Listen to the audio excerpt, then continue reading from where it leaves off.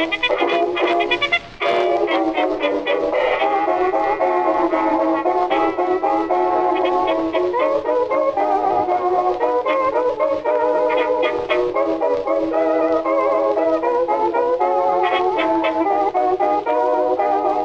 to Orphaned Entertainment. I'm your host, Christopher, and with me is a woman who once shot an elephant in her pajamas. How it got into her pajamas, I have no idea. It's Lydia. It had to stretch him really, really far.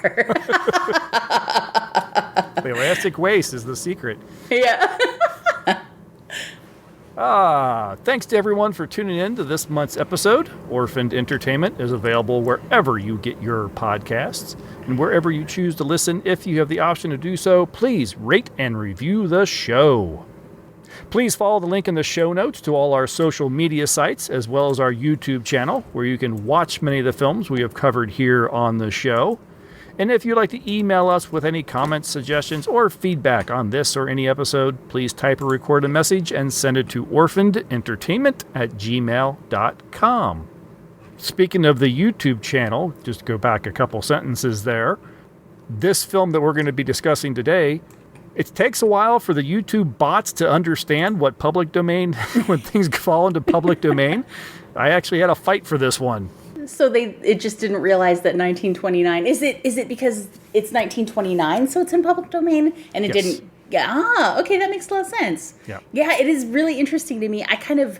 My brain rounds up the things that are coming out of copyright to 100 years, but it's not really 100 years. 95, I guess, is what it works out to. 95 years, which is kind of a strange, arbitrary number to make things not be under copyright anymore, especially in a society that bases everything on tens.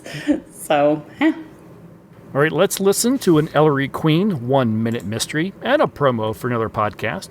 And when we return, we will go to 1929 Florida to shake some trees to see if we can't get the Cocoanuts. Ellery Queen's Minute Mysteries.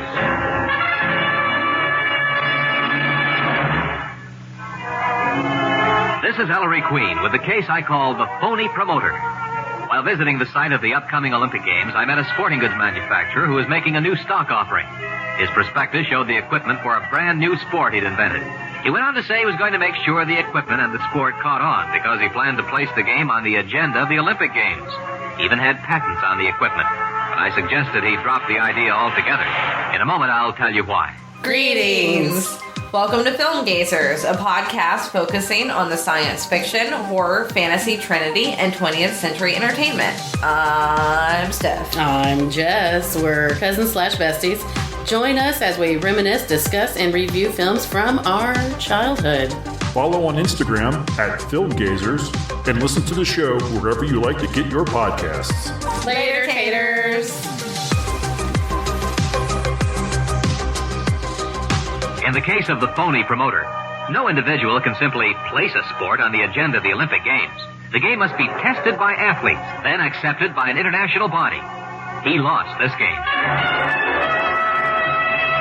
Listen again to Ellery Queen's Minute Mysteries.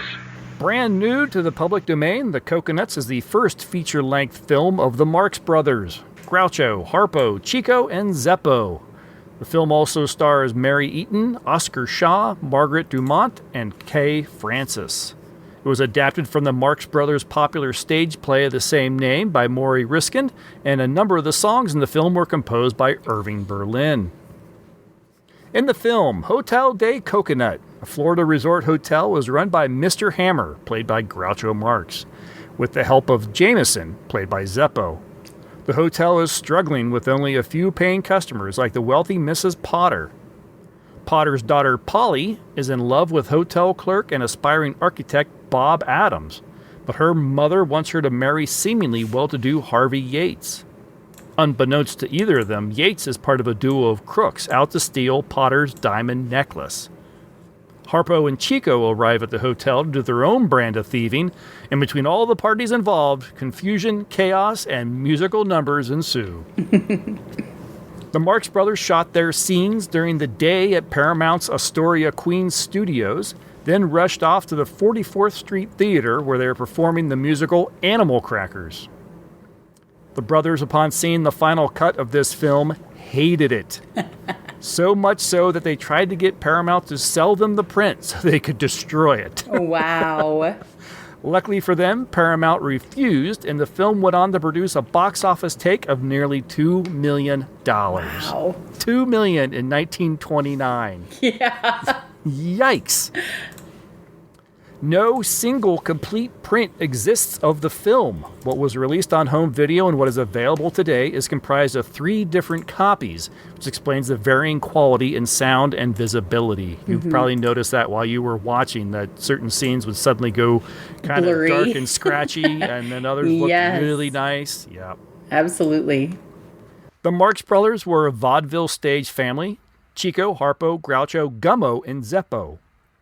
Leonard Joseph Chico Marx was the eldest of the brothers. Adolf Harpo Marx was born thereafter. Julius Henry Groucho Marx, and then Milton Gummo Marx, and the youngest being Herbert Manfred Zeppo Marx. Gummo was not in any of the movies, and Zeppo appeared in the first 5 films in relatively non-comedic roles. The brothers were from a family of artists, and their musical talent was encouraged from an early age. Harpo learned to play an estimated 6 different instruments throughout his career. He became a dedicated harpist, which gave him his nickname. Chico was an excellent pianist, Groucho a guitarist and singer, and Zeppo a vocalist. Groucho's debut was in 1905, mainly as a singer. By 1907, he and Gummo were singing together in The Three Nightingales with Mabel O'Donnell. The next year, Harpo became the 4th Nightingale, and by 1910, the group briefly expanded to include their mother Minnie and their aunt Hannah, and the troupe was renamed the Six Mascots. During a 1912 performance in Nacogdoches, Texas, a runaway mule outside the theater interrupted the performance. The audience hurried out to see what was happening. Groucho was angered by this, and when the audience returned, he made snide comments at their expense, including Nacogdoches is full of roaches, and the jackass is the flower of Texas. Wow. Instead of becoming angry, the audience actually laughed, and the family realized that it had the potential as a comic troupe. That is so funny. Over the next several years, they developed more comedy routines. By 1917, the brothers had begun to develop their characters. Groucho began to wear his trademark grease paint mustache and to use a stooped walk. Harpo stopped speaking on stage and began to wear a red fright wig and carrying a taxicab horn. Chico started speaking with a fake Italian accent, while Zeppo adopted the role of the romantic. By the 1920s, the Marx Brothers had become one of America's favorite theatrical acts with their sharp and bizarre sense of humor, and they became famous for their improvisational comedy. The Marx Brothers stage shows became popular just as motion pictures were evolving to talkies, and they signed a contract with Paramount Pictures. Their first 2 released films were adaptations of the Broadway shows The Cocoanuts and Animal Crackers in 1930. Production then moved to Los Angeles, where their 3rd film, Monkey Business, was filmed, the first of their films not based on a stage play. Horse Feathers came in 1932, in which the brothers satirized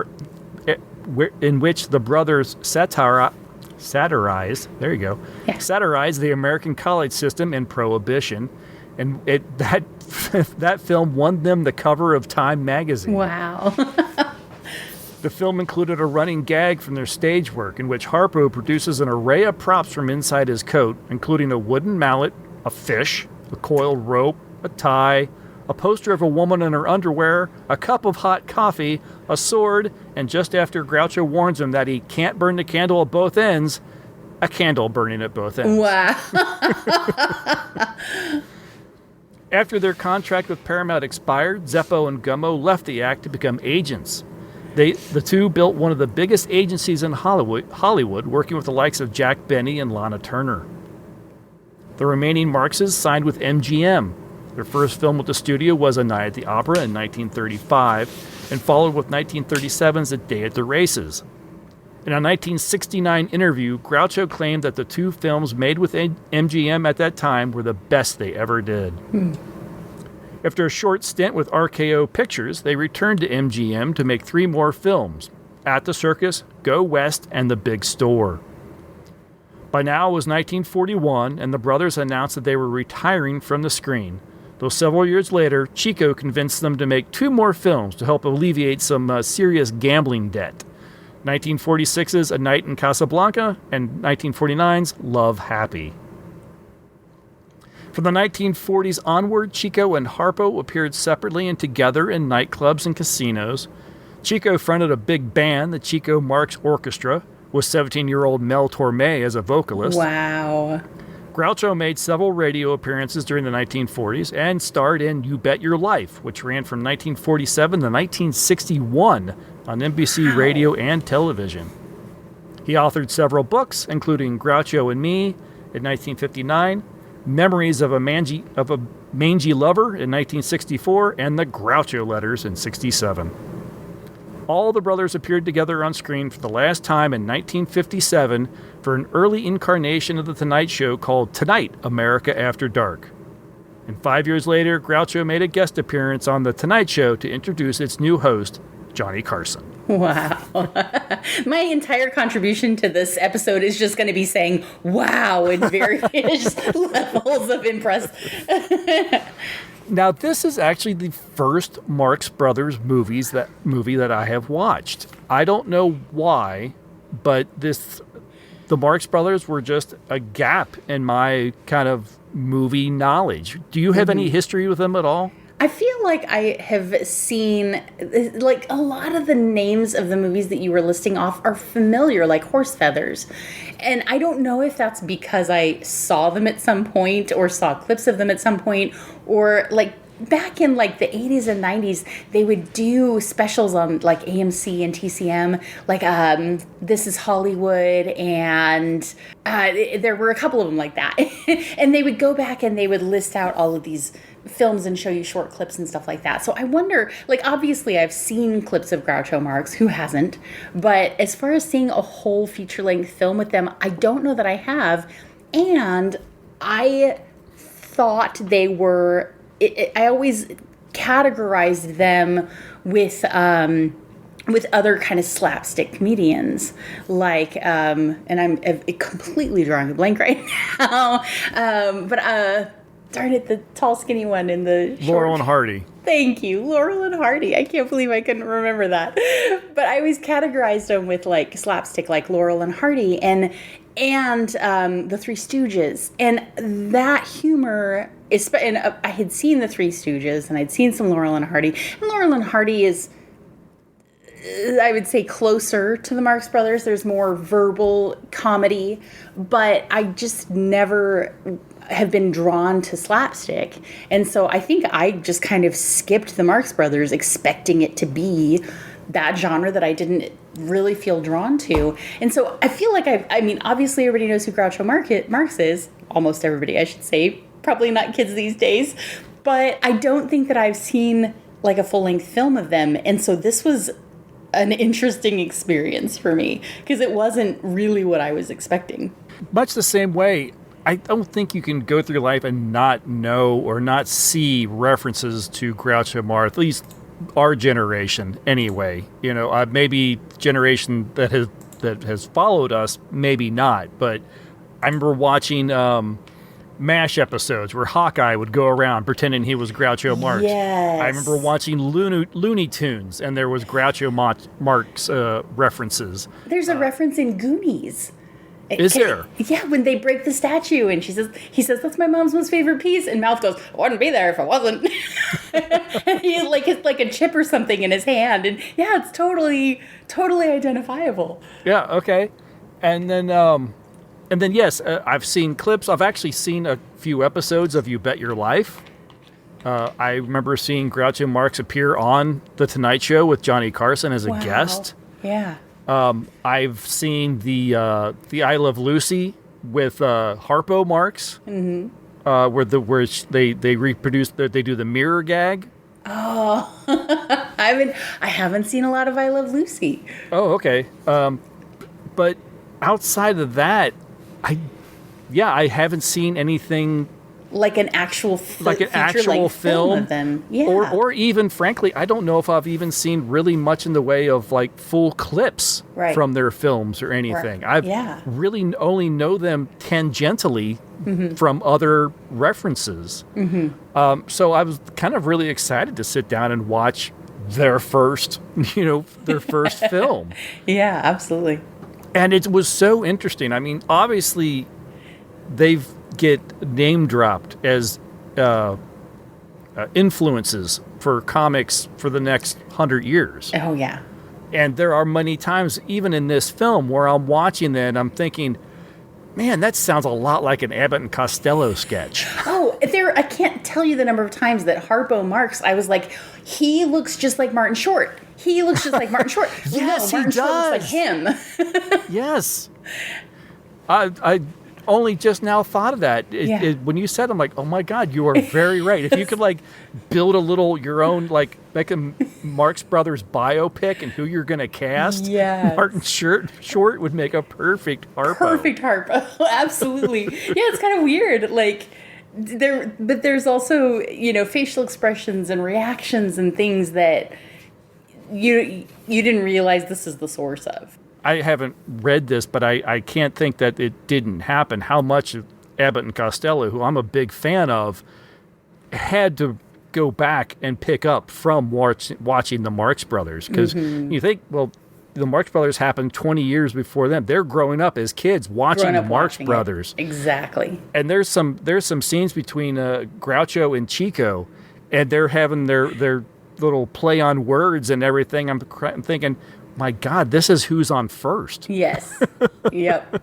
Yeah, it's a very iconic style of humor. And it's funny that it's such an iconic style of humor, and we're like, oh, I've never seen this before. It's terrible. I feel guilty.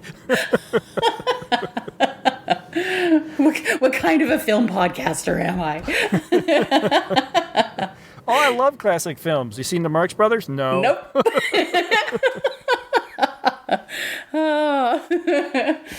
You said this wasn't like you were expecting. I have to admit a little bit of the same thing. Just before we sat down and started recording, I mentioned to you that I kind of missed the fact that this was like a musical, and it's very much is.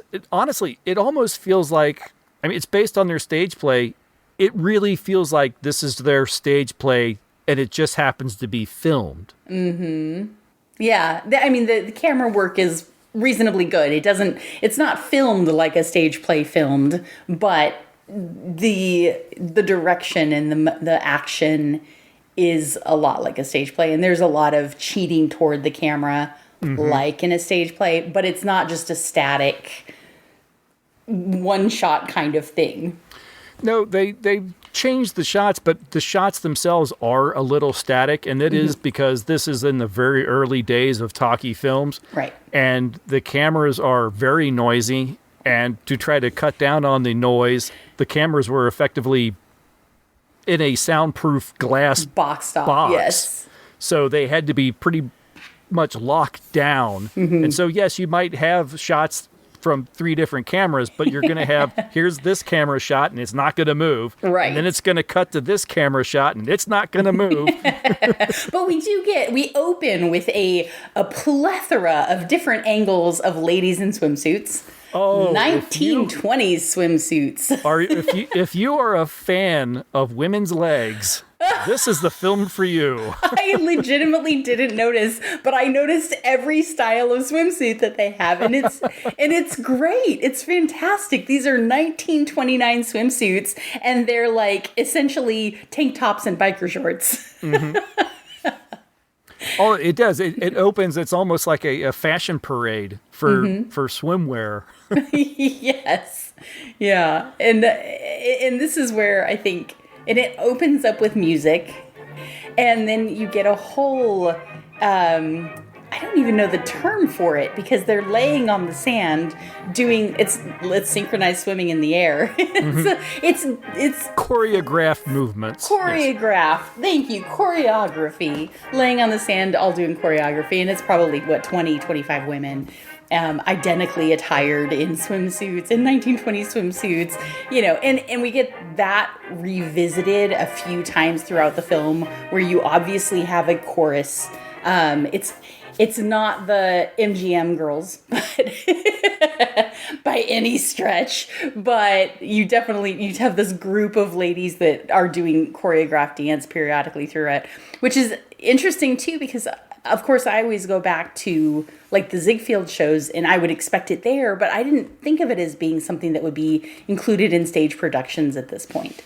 We've lost that, I think, unless it is a very much in your face musical. And gosh, watching the Thanksgiving Day parades last year, there's almost no synchronized choreography. There's almost no synchronized dance. Everybody's kind of doing their own thing, and they're all off on theirs. We have the Rockettes, and they're still, of course, dancing, in synchronization. But now modern choreography is every person has to have like their own kind of movement, and so we've lost all of this like real drill sergeant. That was those real drill dances. We watched a chorus line randomly, totally just don't know why we even turned it on, but it was interesting because they are pointing out, like, even at that point, like, to be in the chorus, you have to be perfectly in sync with everybody else, the head motions, the leg motions, the arm motions, and there's some really good examples of that in this movie, including some just hand patting, knee patting. I don't know how to describe it, but it goes on for a while, and it's so fun to be watching that and think people in 1929 watching this must have just been like, whoa, it was the step up of their day. And they're going, this is amazing. Wow, I can't believe they're all so perfectly in sync, It's fun to see it, but it's very dated. Very, very dated. Just a little bit. It is a product of its time. It is 1929, folks. Yes. No, the dance numbers really were impressive because you can't help but kind of watch, and you're trying to find the one that's not in sync. Yes. And I'll be damned if you could find them. I found the one that wasn't smiling, but I couldn't find one that wasn't in sync.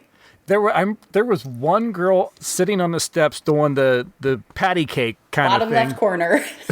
Yes. I know. She was like serious into it, and everybody else is smiling.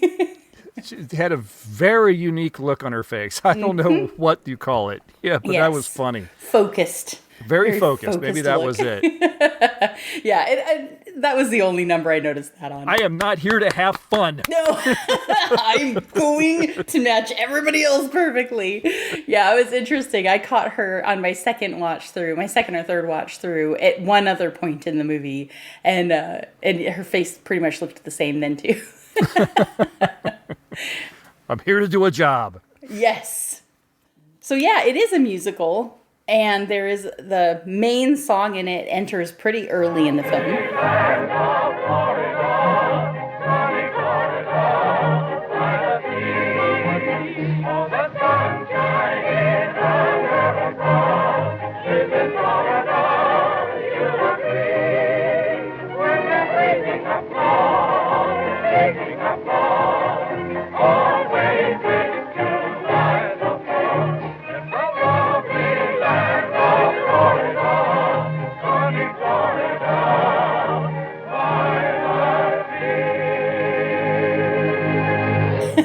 Well, we do get now I don't remember if the bellhop dance comes before or after that. After. That one's okay, after. It is after. Okay, I was trying to remember, and it feels like it's a song that I've heard before, but we watched a movie a while back called Smilin' Through, and there's a line in the song where he says, "And I'll be smiling through," and I thought, did the movie come from the song or did the song come from the movie? I don't know.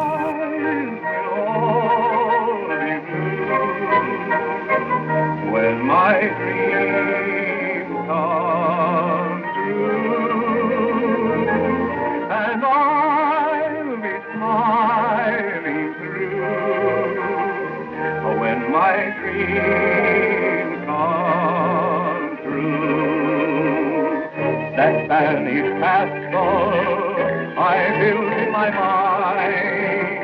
will be a love nest, a practical kind, and I'll be there with you when my dreams come true. I don't know. Well, this one was the big song was When My Dreams Come True. Mm-hmm. So close. Yeah. Well, and there is a line in the song that says, "And I'll be smiling through when my dreams come true." Oh, okay. I saw. And so I was curious if this was, and I was trying really hard to remember if that was something that we had, if there was a song in it or not, because this song sounded familiar to me. Well, I mean, it is an Irving Berlin tune, so it might be That's something why. that carried through, or he built on it, for another production or something like that. So. Who knows? I noticed it is the 1929 where everyone sings with that little bit of like vibration in their voice with that little The vibrato. And I'll be smiling through. Yes. Male or female, they've all got it.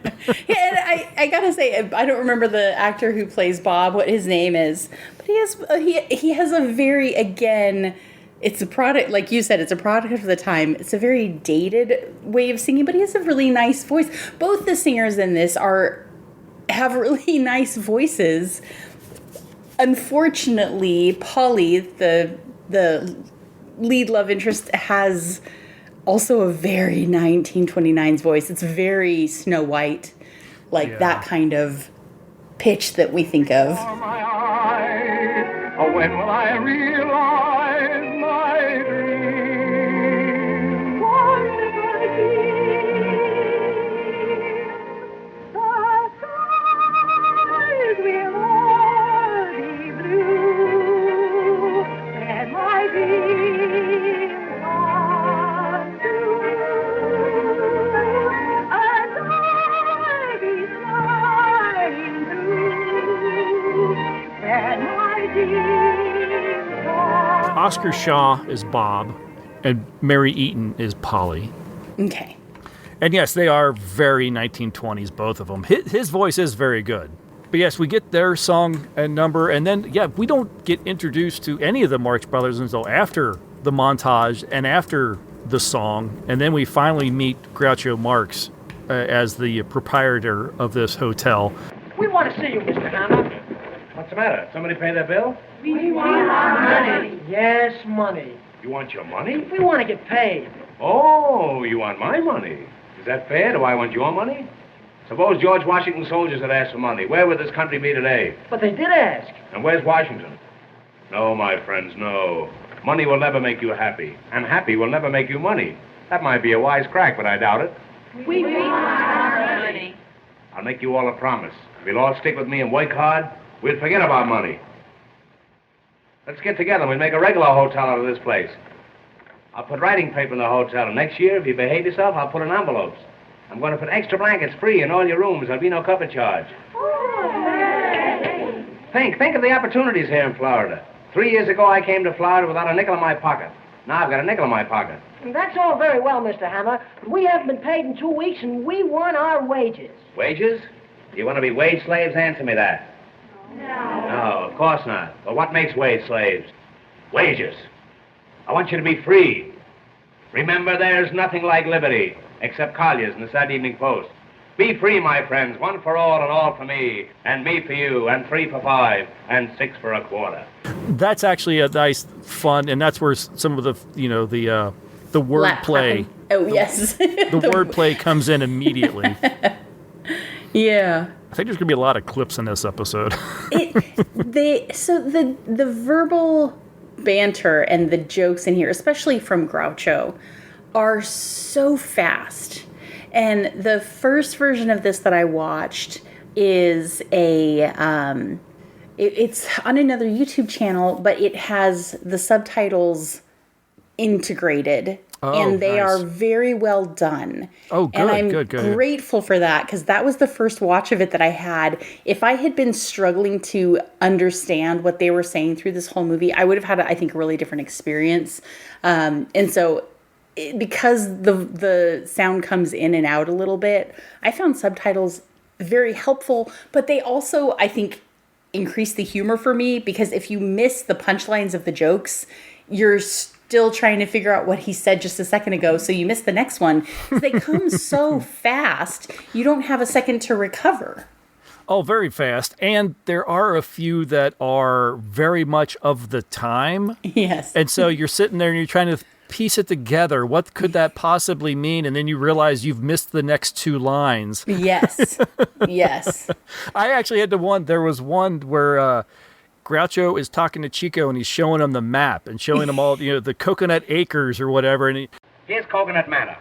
No matter what you say, this is Coconut Manor. Here's Coconut Manor. Here's Coconut Heights. That's a swamp. And right over here where the road forks, that's Coconut Junction. Where you got Coconut Custard? All right, that's on one of the forks. You probably eat with your knife, so you won't have to worry about that. Now, here is the main road leading out of Coconut Manor. That's the road I wish you were on. Now, over here, on this site, we're going to build an eye and ear hospital. This is going to be a site for sore eyes. You understand? That's fine. Now, right over here, this is the residential section. Oh, so people live there, No, that's the stockyards. Now, all along here, this is the riverfront. And all along the river, those are all levees. huh? That's the Jewish neighborhood? Well, we'll pass over that. You're a peach, boy. And at one point he says that over here, that now these are the levees. And Chico says, oh, that's the Jewish neighborhood. Yeah. And I'm like, and I looked at my wife, Levi's. Yes. Oh, it's a big... Yeah. Well, and then the next thing that Groucho says is, we'll just pass over that. And I went, oh, my Lord. Yeah, and then it all... Wow. As soon as my wife said that, Levi's, it's a big family, Jewish name. Yeah. Then the whole 2-3 lines there, like that. Okay, thank you. Yeah, they're just one after another references. They're talking about the viaduct, and he says, "Why a duck?"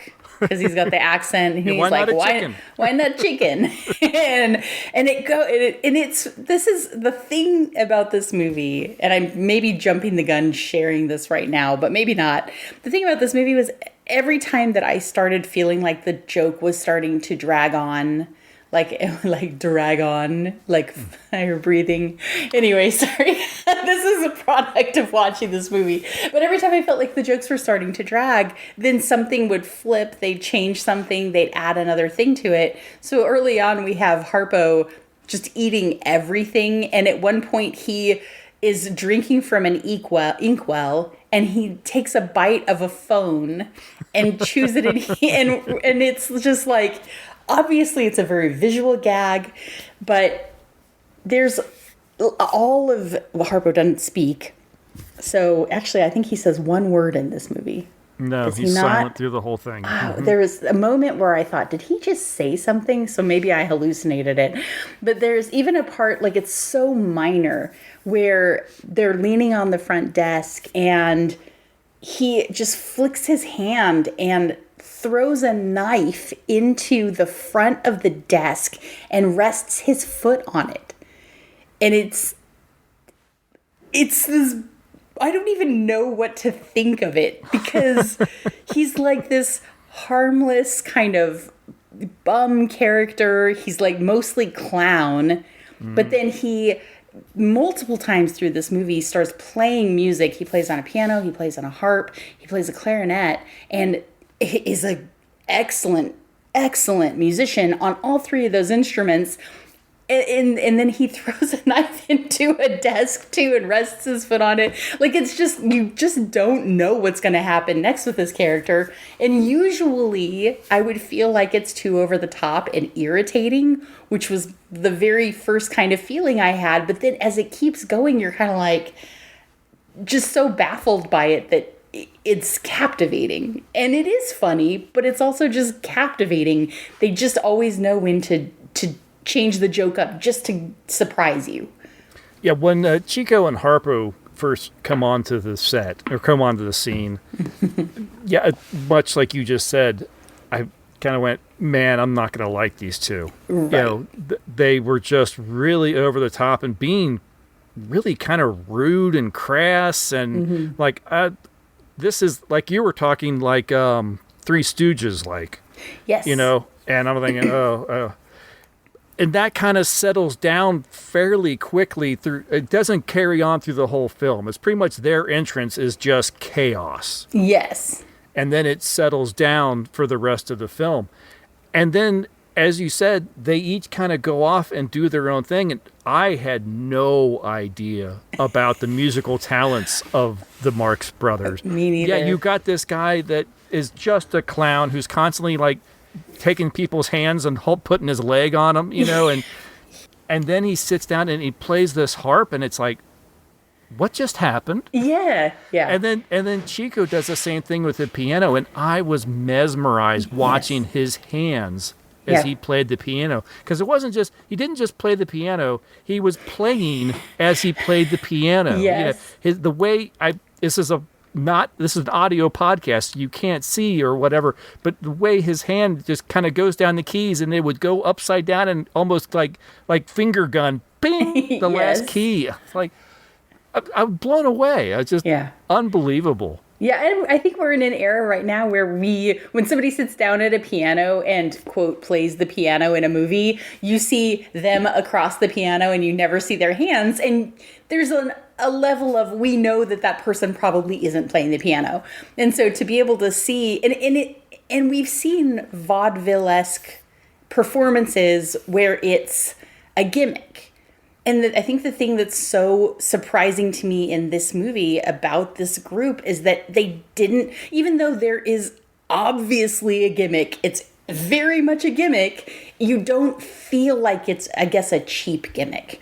It feels like these are actually really incredibly talented people that have probably no business dressing like a drifter and behaving like a clown and honking a horn, because their talents are just so far beyond that. And there are moments, too, where you can really tell by the reaction of the other person in the scene, like where Groucho goes off and starts doing the wordplay stuff, and the other person is trying to keep up. And there's an amount of them reacting like they're supposed to, but I think there's also an amount of them just saying, what the heck did he just say? Like, I don't even know how to respond to this because it's so fast, and it's just, I also am struggling to know what I'm supposed to say about it, but they're incredibly talented, and it doesn't feel like a sideshow gimmick. It feels like there's actually real skill involved here, not just slapstick. Yeah, very much. And there's times where if it's not, I feel like maybe it's at some point it started out with somebody ad-libbing, maybe on the stage or something, but whether they did so on the film, maybe not. But there's times where it comes across so natural that you think, well, that could be an ad-lib, and but these guys are so talented, you wouldn't know. Is it scripted? Is it ad-libbed? No idea. Because they just, whoever it is, whichever one it is, they just carry it and they go with it. They're unflappable. Yeah. I ran across a clip online that claimed that there's a point where Zippo and Harpo are trying to break Bob out of jail. And they walk in to explain to him what's going on. And that's, I think, the one scene in the movie where it feels like there are some lines flubbed. And I found a clip online that claimed that they actually did flub the lines, that he's supposed to say, she's marrying the wrong guy and supposed to give his name at that point and doesn't. And I think it was interesting because that was the one part in the movie where I was watching it and I thought, this feels a bit like they didn't write this script. It feels a bit like they're just making this up, because the one guy Bob actually prompts Zippo with the name of the other character. So whether or not that was actually flubbed and they just kept it in because they figured it wasn't a big enough deal to try and go back and refilm it, we will probably never know unless it's in somebody's memoir somewhere. But even though it's possible that a lot of this is ad-libbed, most of it doesn't feel just straight up ad-libbed. And obviously, like you said, it's from a stage play, so it's not. Yeah, it's well rehearsed ad lib. Yeah. And the things that we've seen in the past that I think have kind of frustrated us have been with like the kind of Ziegfeld shows and things like that, the stage shows. I think those have been ones where they are more ad-libbed and they feel more ad-libbed. And unless the two people are just really on top of it, that very rarely works. We're obsessed these days with, oh, this line wasn't scripted and it worked so well in the movie, but inevitably that is one line, right? It's not a whole scene. There's so much thought that goes into all of the jokes that Groucho makes and all of his interactions with people. And it's almost a monologue most of the time. He almost doesn't need somebody to respond to him, but you always have to have the straight person on the other side for the comic to act off of. So it's very interesting. I feel like if I don't go back and say, hey, slapstick does require skill, I'm just going to get lambasted by somebody. They're going to say, slapstick's really hard. I know slapstick is hard. It just doesn't feel like slapstick, even though there is an amount of physical comedy in this. It's a little verbal slapstick versus physical. Yes. Of all the lines that Groucho throws out, there was one early on that I just thought was really funny because it was just so kind of bizarre. He's talking to Mrs. Potter. How do you do, Mr. Hamill? Why don't you whistle at the crossing? You're just the woman I'm looking for. Now, whether you like it or not, I'm going to tell you about Florida real estate. It's the first time it's ever been mentioned down here today. I'm sorry, but I'm afraid. Do you know that property values have increased 1929 since 1,000%? Do you know that this is the biggest development since Sophie Tucker? Do you know that Florida is the show spot of America and Coconut Beach is the black spot of Florida? You told me about this yesterday. I know, but I left out a comma. Look, in a little while we're going to hold an auction sale at Coconut Manor. The suburb terrible, beautiful. You must come over. There's going to be entertainment, sandwiches, and the auction. If you don't like auction, we can play contract. Here it is, Coconut Manor. 42 hours from Times Square by railroad. 1,600 miles as the crow flies. 1,800 as the horse flies. There you are, Coconut Manor, glorifying the American sewer and the Florida sucker. Why, it's the most exclusive residential district in Florida. Nobody lives there. And the climate. Ask me about the climate, I dare you. Very well. I'm glad you brought it up. Our motto is Coconut Beach. No snow, no ice, and no business. Do you know that Florida is the greatest state in the Union? Is it? Take its climate. No, we took that. Take its fruits. Take the alligator pear. Take all the alligator pears and keep them. See if I care. Do you know how alligator pears are made? Haven't the slightest idea. There you are. That's because you've never been an alligator. And don't let it happen again. You know that it sometimes requires years to bring the pear and the alligator together? They don't like each other. No? No. Do you know how many alligator pears are sent out of this state every year and told not to come back? I don't think I do. All they can get a hold of. Florida feeds the nation, but nobody feeds me, and that's what I want to talk to you about. Mr. Hamill. Another thing, take our cattle raising. I don't mean anything personal, but here is the ideal cattle raising section. We have longhorns, shorthorns, and shoehorns. Mr. Hamill, will you let me say something, please? I hardly think so, and there's something else I want to bring to your mind. Where will you be when you're 65? That's only about 3 months from now. If I were to buy, I should prefer some place like Palm Beach. Palm Beach? The Atlantic City of yesterday, the slums of tomorrow. Do you know that the population of Coconut Beach is double in the past week? Has it? 3 bulldogs were born. We're expecting a nanny goat in the morning. Well, I know, but I left out a comma. Yeah.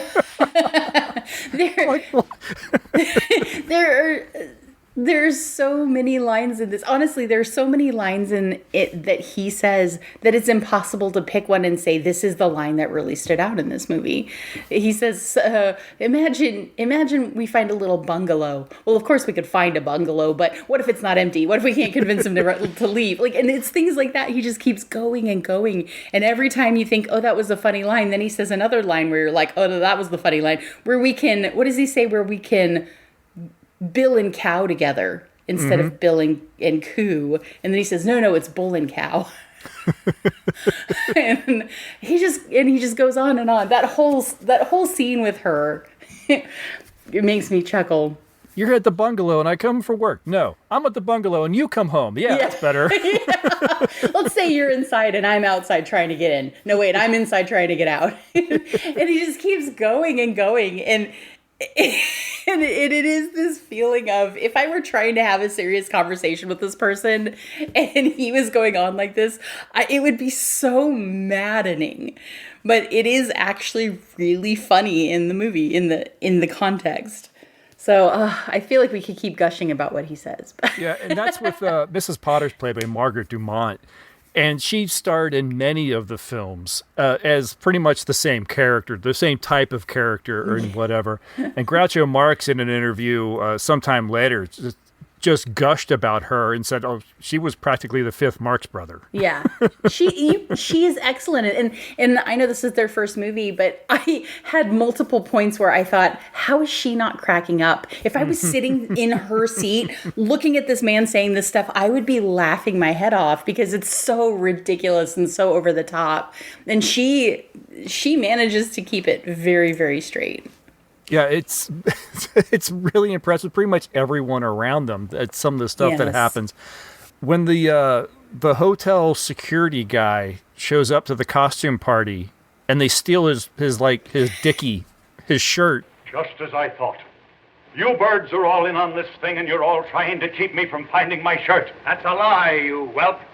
Whelp, whelp, whelp, whelp, whelp, whelp, whelp, whelp. I want my shirt. He wants his shirt. I want my shirt. He wants his shirt. I want my shirt. He wants his shirt. I want my shirt. He wants his shirt. I want my shirt. I want my shirt. I can't be happy without my shirt. He wants his shirt. He wants his shirt. He wants to be happy without his shirt. I want my shirt. He wants his shirt. He wants to be happy without his shirt. He wants his shirt. He wants his shirt. He wants to be happy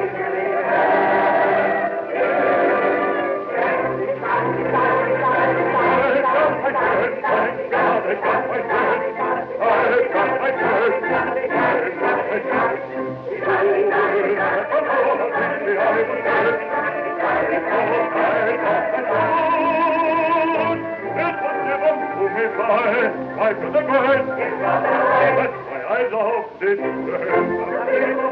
My shirt, a wonderful shirt.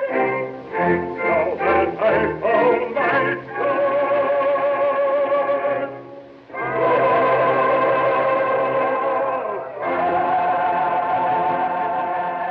And they bust into this song, and everyone is singing. It's like, how are they doing this? It is so ridiculous. That is a perfect example of where things started to kind of go off the rails, and he's like, I want my shirt back. And I'm like, okay, like, we get it. Come on, move on with the scene. And then they start singing, he wants his shirt back. And I was like, and immediately, of course, recognizing the tune. Couldn't tell you what the song is, but you'll know it the second you hear it. And I thought, oh, that actually, there's a purpose to the stupidity of the scene leading up to this song, where there's so many of the, not so many, but some of the films we watched in the past, there will be a scene like that where the guy's like, I want my shirt back. He wants his shirt back. I want my shirt back. He wants his shirt back. And then it never goes anywhere. And in this movie, it always goes somewhere. It goes to Carmen. It goes, but every scene is like that. You kind of start to think, this is getting a little repetitive, a little monotonous, but then it actually leads into something.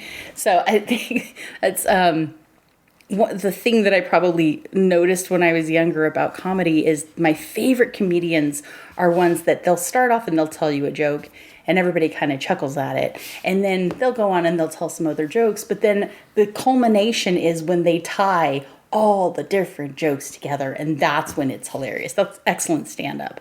And that's essentially what they do over and over in this movie is they give you a little tidbit, but then they kind of come back and link it again. And it works for me. It worked for me way more than I expected this movie to work for me as soon as I realized it was Marx Brothers, because I was expecting it to be the Three Stooges, and it's not. And we've talked a lot about just their performances in this film and haven't talked much in the way of like what the plot was. And, honestly, I don't think the plot mattered. It really was. This film was made to showcase the Marx Brothers and their performances, and it is, as I said earlier, like them recording one of their stage plays, or it's recording a live performance. There's even the moment when Chico sits down to the piano and he's playing the piano, he's turning and kind of smiling to the camera, and that moment, both Harpo's harp solo and Chico's piano solo, there's no reason for it to be there plot-wise. It's just like an interlude. It's like someone's off changing the set. Yes. And so you got to keep the audience occupied. Yes. Yeah, no, that's a perfect analogy for it. And it's funny because at first I thought, why is this clown sitting down at a piano? Why is this clown sitting down at the harp? But then, because he dresses a little bit like, a clown. But then when he starts playing, you totally forget all of that. And I think you're exactly right. That even though the plot almost doesn't matter for their performance, it's actually not a bad plot. Like, there's more complexity to it than you might expect. And it certainly isn't enough. The way that it's produced, there's not enough plot to fill a movie. But this is an hour and a half. And a lot of the movies we're watching from this era are an hour or an hour and 10 minutes. And so even though we have a whole lot of musical numbers included in it, the length of the movie is pushed out to kind of accommodate that. And there is actually a plot. It's not just them running around making jokes.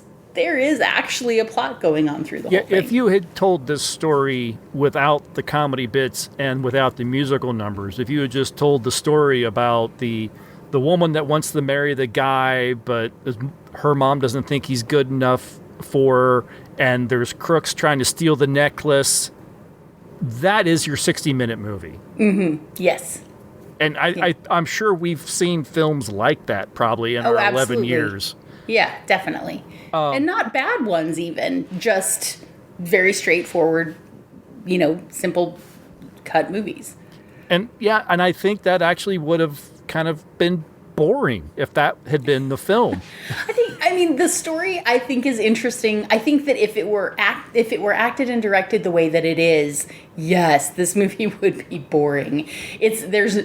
There's no suspense to it at all. They tell you walking right in who everybody is, who's the bad guy, who's the good guy, who's going to end up together at the end.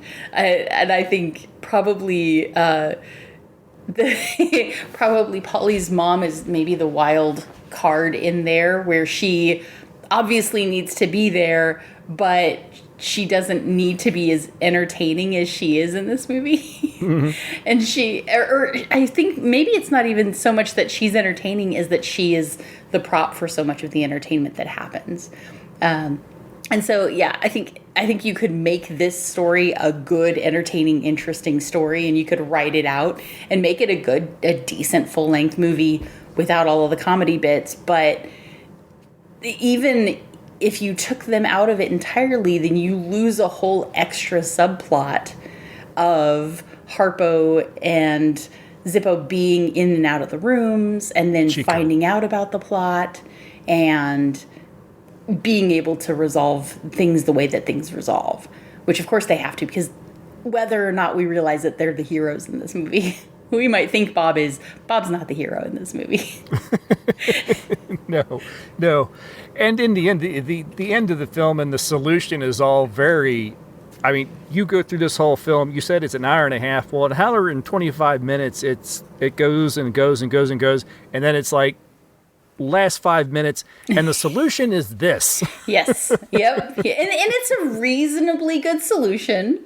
If you can, Agatha Christie would, probably not necessarily put it out as a book, but it's a reasonable solution. It's not just how did you know? Oh, because somebody that we've never heard of in the past 65 minutes saw it, and now we're pulling them out, out of our back pocket. But there is a plot. And there's a lot of entertainment, and the entertainment definitely overwhelms the plot. But I don't think that either one detracts from the other to the point where it's a problem. Should we, do you have anything else you wanted to talk about, or can we just go ahead and go to the ratings? I think the only thing I need to say is, at first I was pretty sure I wasn't going to like what was happening on screen. And not at first, but like you said, when Zippo and Harpo came in, I kind of thought, oh boy, here we go. Chico, thank you. I'm sorry. Zeppo is the guy that is in no costume. He's in a suit behind the counter. I'm sorry. I keep saying, you're right. It is Chico. Sorry about that. When they came in, I kept thinking, oh no, here we go, right? And by the end of this movie, I think I have a bit of a crush on Harpo. There's just there just are a few scenes in here where I go, oh, all right, yeah. And on that note, no pun intended. Honk. Pun intended. After the first time I watched this film, and certainly when I went into the film, as you said, I thought, I'm going to be the bad guy because I'm not going to like a Marx Brothers movie. At the end of the first watch, I found like, well, it was fun. It had some fun little bits, and there was some stuff that I really liked. And I honestly kind of found myself kind of tapping toes to some of the song and dance, and enjoyed watching the piano and some of that stuff and everything. The second time I watched it, I find myself enjoying it a bit more, maybe because I just knew what I was getting myself into on the second watch. And the more I thought about it, the more I kind of really found myself appreciating what this film was, and certainly putting it in the context of the time. This is very early in film, very early in talkies. This is a bunch of performers who are very used to performing on stage in front of an audience, and now they are performing in front of just, a group of men and women and cameras. So I feel like this is almost like a really interesting snapshot of early cinema of this is how they were making movies. They were just taking what was there and trying to translate it into film. Yes. I mean, it is very much, as I've said repeatedly, the stage play recorded. And everyone is acting like it is that stage play. And so there are the asides, there are the little interludes with the music that have nothing to do with the plot or anything else. It's just simply there to showcase one of the brothers' talents. And it feels like one of those, live variety shows or something from like the even like the Carol Burnett show. Like the Carol Burnett show was just coming to mind. Yes. Where yes, you have all this the silly skits and everything, but then they have a musical guest, so they're just going to take a little break and they're going to play their piano or their harp or their clarinet or whatever. Yeah, the Muppet and then show we'll have some more skits. Yes. And it very much feels that way. And then the historical significance of the fact that this is the first feature film of the brothers who would go on to inspire in just 100 years of comedy. I think comedians today and filmmakers and writers, whether they're really writing for comedies or not and everything, are still going back to the Marx Brothers for inspiration at times. So I think with all that, I will give it, I can't give it like something like a 5 because there is, I think sometimes the fact that it feels like a live performance no one's getting quite right. I think it does hinder it a little bit maybe. Easily a 4. And it makes me want to go watch the more well-known Marx Brothers films now.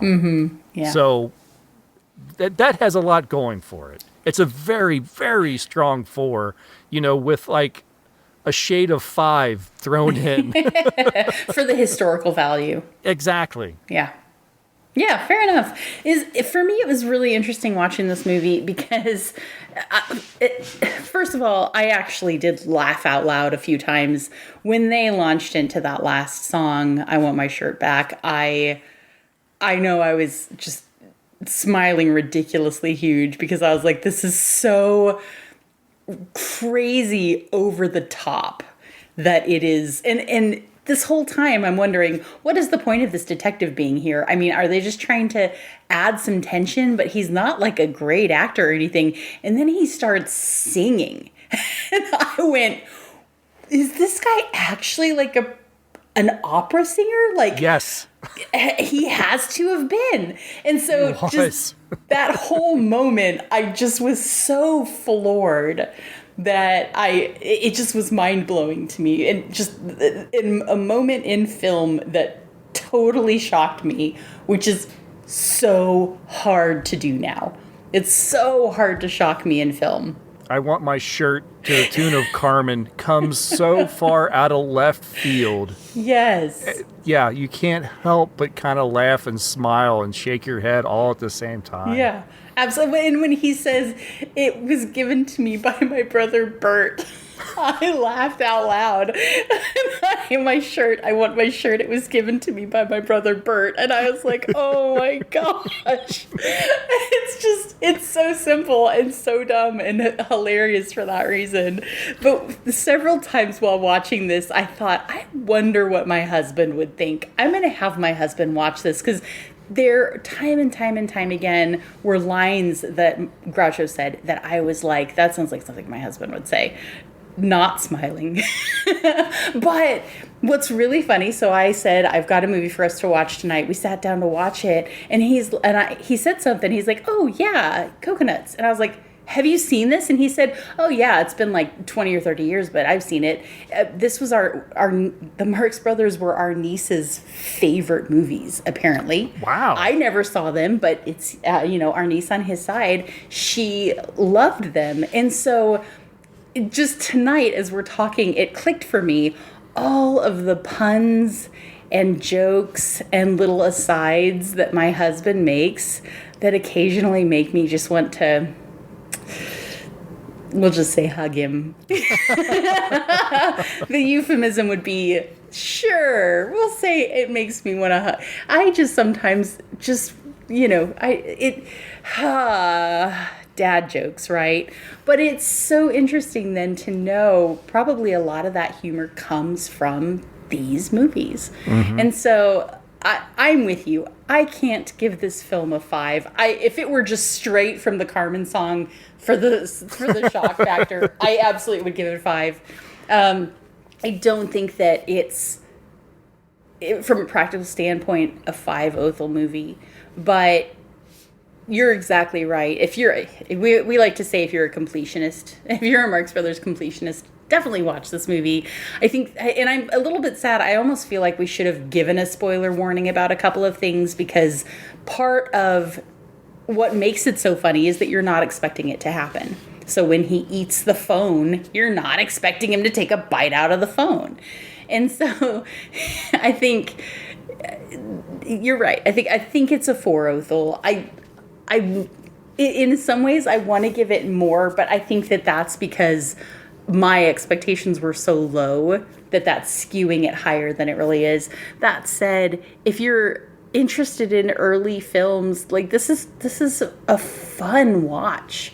If you haven't watched anything, if you like comedy, if you haven't watched anything this old ever or in a while, this is a great option. I think, like we talk about Harold Lloyd, Safety Last. Man, if you're going to go watch a silent film, go watch Safety Last. But, if you wanted to watch something early comedy, we've seen a number of movies that try to be as funny and shocking as this movie is and just don't quite make it. And I think this is a strong candidate for, hey, you know what? You want to watch a movie that just came out of copyright that you've probably never seen before. The caveat there being probably you want to watch the version that has the really good subtitles. The one that's on our channel, it's good. It's as clean of a version as you're going to get, but the subtitles are automatically generated, and so they are not great. Mm-hmm. So there, and it's the classic film diary, I think or diaries is I think what it's called. So if you haven't seen it yet, go watch it with the subtitles. Those subtitles are clean. I think they were actually created specifically for this film, and I think they're very close to accurate. They may have came off a disc or something like that. Yes, mm-hmm. Yeah. And so I think it's worth a watch. And I think for me, just to be able to keep up with the jokes, having the subtitles was really helpful, especially because, as Christopher mentioned, the quality isn't there on all of the clips. There's some fuzziness to some video, but the bigger problem to me is the audio issues. So it's worth a watch. I can't give it 5 Othels. I'd love to see it remastered. But now that it's out of copyright, I don't know that that'll happen. But Christopher's just shaking his head probably emphatically. If Criterion hasn't gotten a hold of something like Fair this enough. By now, it's not going to happen. Yeah, and it makes me really, really want to go. You said the two that Groucho said he thought were the best were Night at the Opera and A Day at the Races, and I repeated this to myself several times because now I want to go and watch them. I kind of want to watch them all. Yeah. Yes. Yeah. After years and years of thinking, I don't really want to watch the Marx Brothers. Everybody's seen the Groucho gag, the big cigar and the mustache. I don't really want to see it. Now I'm thinking, oh, no, now that I know that these guys are so talented and that the humor is really very good, the wordplay is excellent. Sometimes it drags on a little long, but if this is any indication, it'll turn into something worth continuing to watch for. Then I think it's worth it. But I do want to go back and see some of their other ones, the ones that they liked especially, and see if maybe those turn out to be 5s. Yeah, I'm feeling the same way. The ones that everyone kind of puts is like, oh, that's the best. Yes. This one's the greatest. This is the famous one.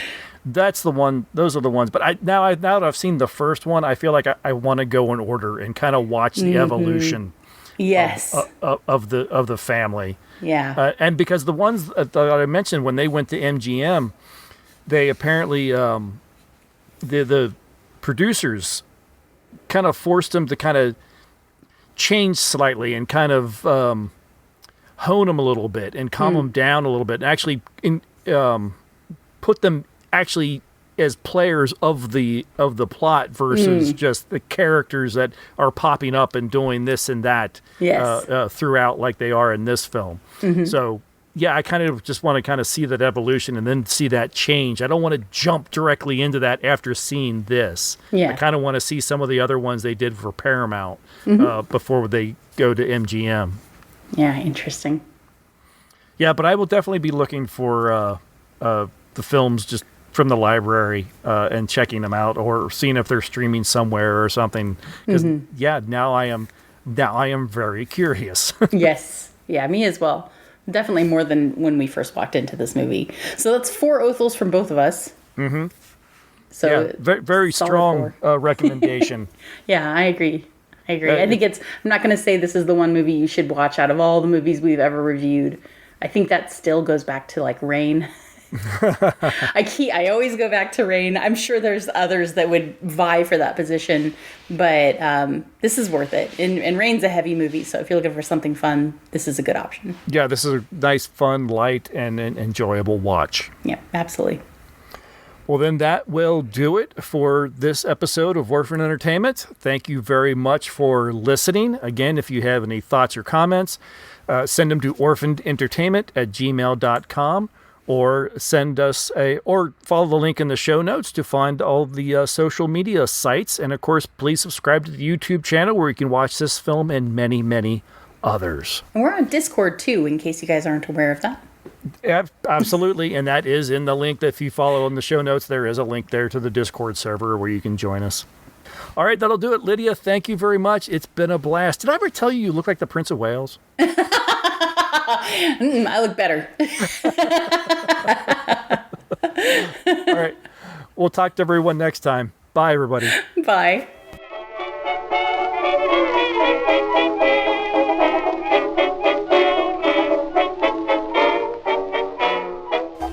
Oh, my face hurts from smiling. Yeah, I usually smile when we're talking, but I don't think I smile quite this much.